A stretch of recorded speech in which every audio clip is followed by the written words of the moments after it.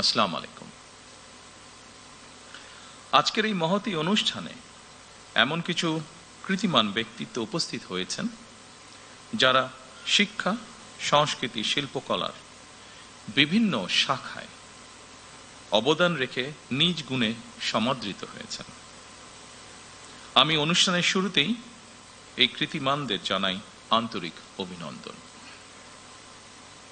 রাজনীতিবিদগণ রাষ্ট্র পরিচালনার দায়িত্বে থাকলেও একজন রাজনৈতিক কর্মী হিসাবে আমি বিশ্বাস করি জ্ঞানী গুণীজন দিক নির্দেশনার ভূমিকা পালন করে থাকেন।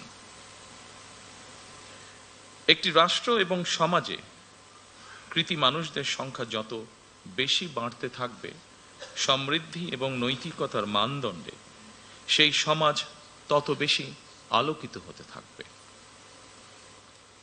সুতরাং রাষ্ট্র তার নিজের প্রয়োজনে জ্ঞানী গুণী মানুষদের সম্মানিত করে।